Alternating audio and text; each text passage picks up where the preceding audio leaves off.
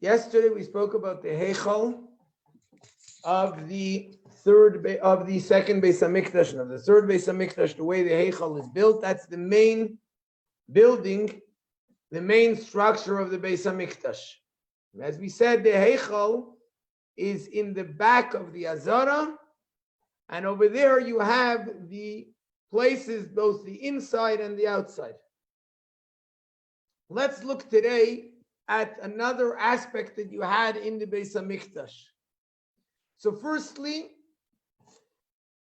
the Heichal and the Azara are similar to, this is like the Heichal, which was the Mishkan, the covered part of the Mishkan, which had the Oyel Mayed, and it had the Kodesh HaKodashim, and in the same thing, the Heichal had these.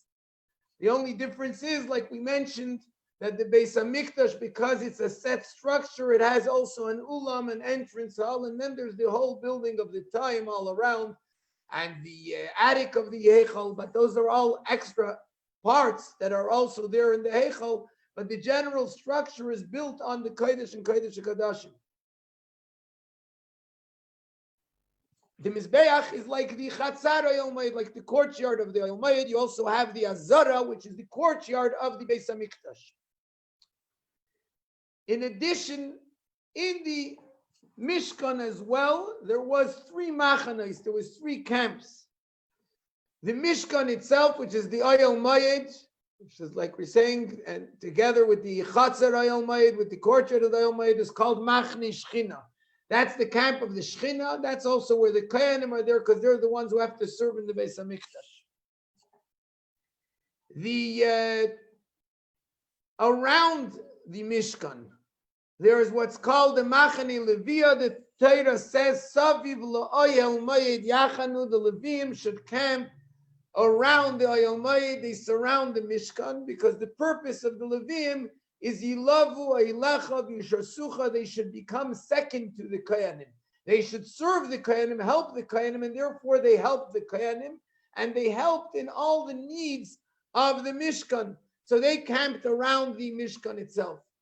Around that, there's a third camp, which that's what we call Machne Yisrael. That's where all the Jewish people camped. There were differences with regards to those also in the levels of who's allowed to enter. Someone who has a certain type of tumah can't enter only the actual Mishkan, the actual Oyel Mayed, which includes the courtyard of the Oyel Mayed. In the Oyel Mayed itself, there's an added Kedusha. Machne Levia, there's another Kedusha all around it. And when they built the Beis Hamikdash, they also had something similar to the Machne Levia, which is the Har HaBayis. The Har HaBayis is not as it seems to express.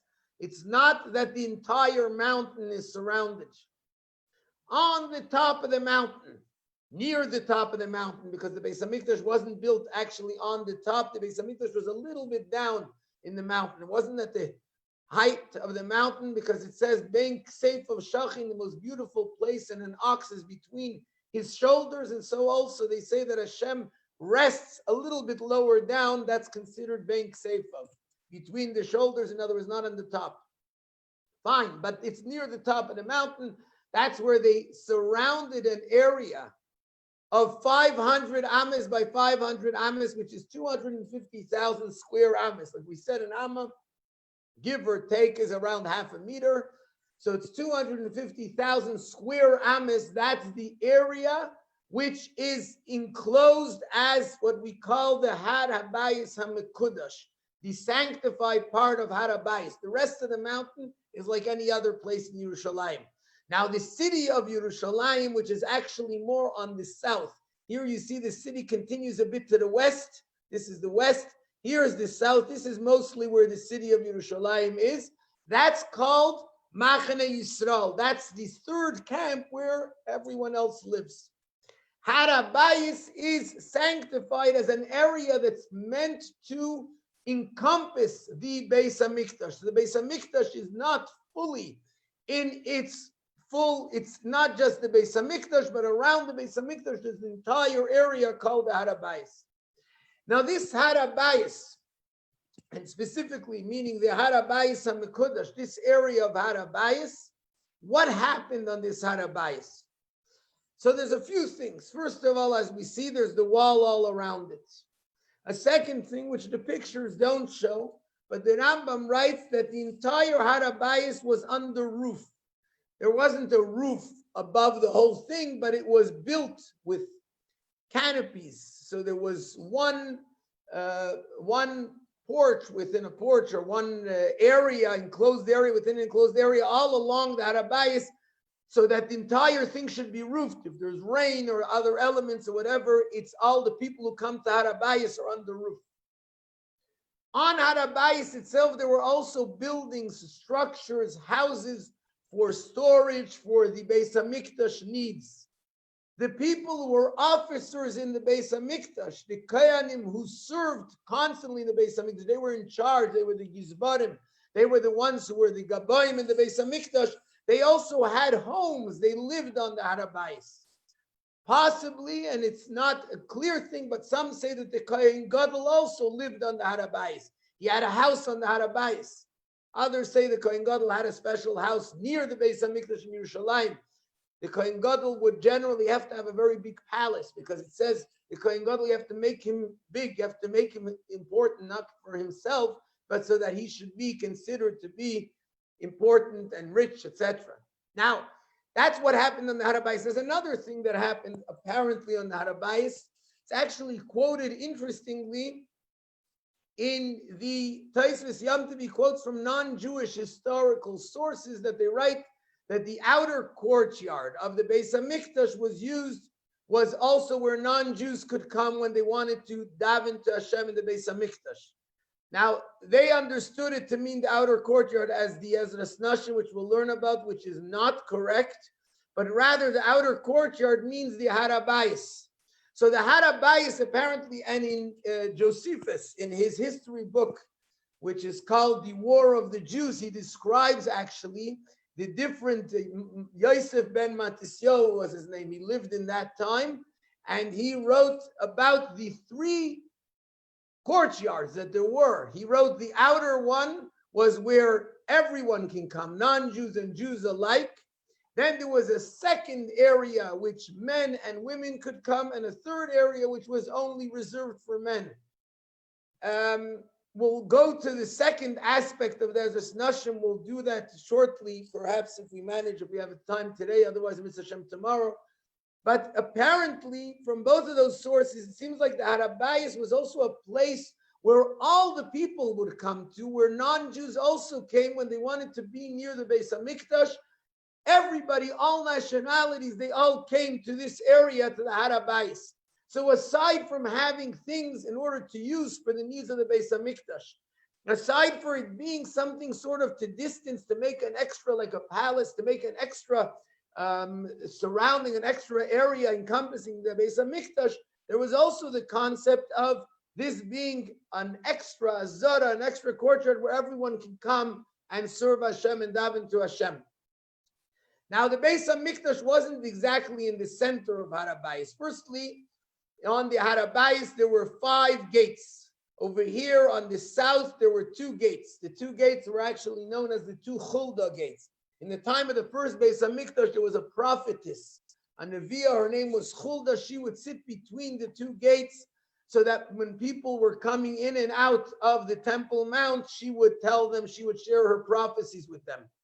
So in the second Beis HaMikdash, they called the gates on her name because she sat in between them, since the 2 Chulda gates.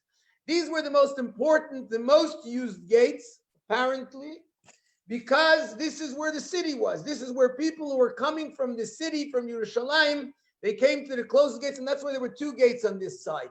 There was also the largest area from here till the Beis HaMikdash. There were 265 amas, not including the wall of the Har HaBayis.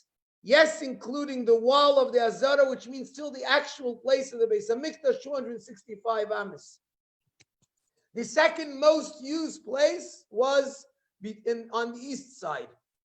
On the east, there was also a very special usage. As you can see, there's a bridge over here. Across from here was the Har HaZeisim, the Mount of Olives, which was on the east side. When the Kohen would go and all the entourage would go to burn the Para Aduma, the red heifer, they would do that on the Mount of Olives. They would use the eastern gate. They would go on this side. There was also something else interesting on the eastern gate. There was an engraving of the city of Shushan Abira, the capital city of Persia, because when the Jews built the second Beis Hamikdash, was done with the permission of the Persian government.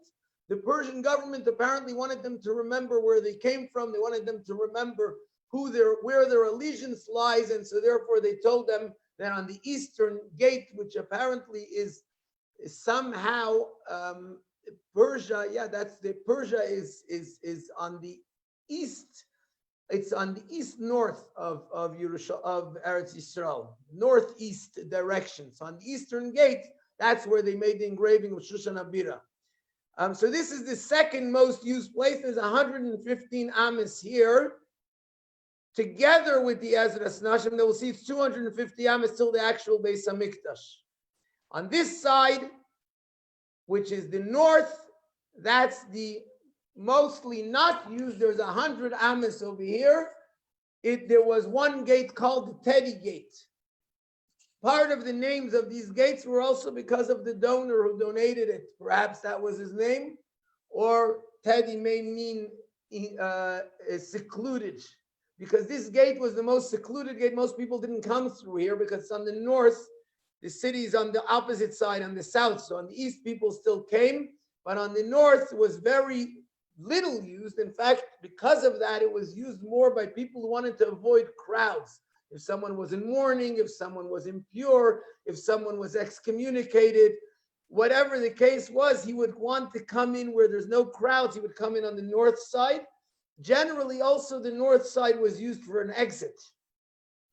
On the west is behind the Holy of Holies. That's barely used at all. There's only 63 amas here. There was also a beautiful rose garden over here because it grew from the holiness of the Kodesh HaKodashim. It grew beautifully, but it's a very small distance. So most of the houses and the structures and the usage was made on this side, on the south. So this is the Har HaBayis. It has a special holiness. Not everyone can come in. A Tamei Meis, someone who's impure from touching a dead person, can come in here. Even the dead body itself is allowed to be in the Har HaBayis. But other types of impurity would not be allowed even in the Har HaBayis. And like we said, non-Jews would come here as well. Now, this is the Har HaBayis of the second Beis Hamikdash. In the third Beis Hamikdash, the Navi says when he's taken by the angel and he's being given a tour, he says, I was taken to a very high mountain, and upon this mountain on the south, there was like the building of a city. Now, the city either refers to the city of Yerushalayim, which is on the south, or it means on the south of the mountain is this huge Beis Hamikdash, which looks like a city. Now, he describes, if we notice, the Har Gavoya Me'oi, the very high mountain, which is in reference to what the Pasuk says in Yeshaya, V'haya b'achris hayamim, at the end of days, Nachon yeh har beis Hashem b'roshei harim. The mountain of Hashem's house will be set at the top of all mountains. Menisa Migvais will be higher than any other mountains, which essentially makes sense. If this is the house where the creator of the world resides, then that mountain should be the highest mountain. But part of the way things are in Galus is that we don't see things for what they really are.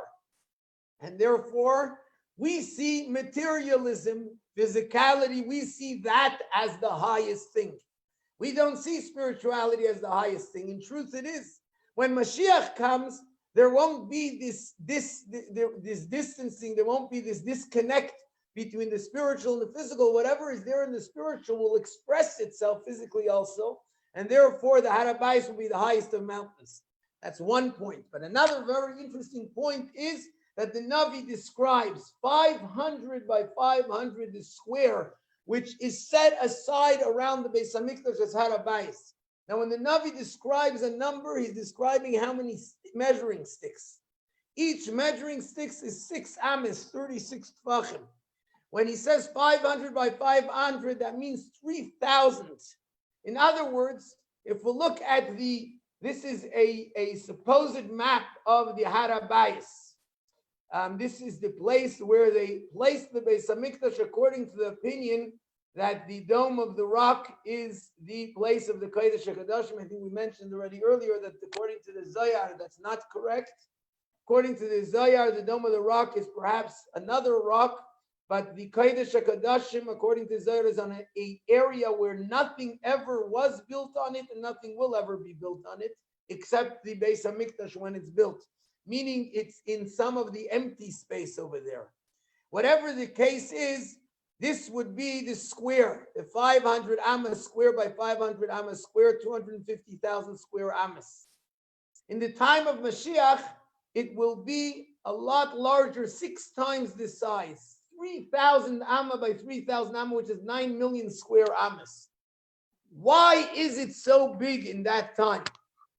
One of the reasons is actually what the Pasuk continues to say when the Pasuk discusses how high the mountain is. It says, V'naru elav kol hagoyim. All of the nations will stream to the Beis Hamikdash.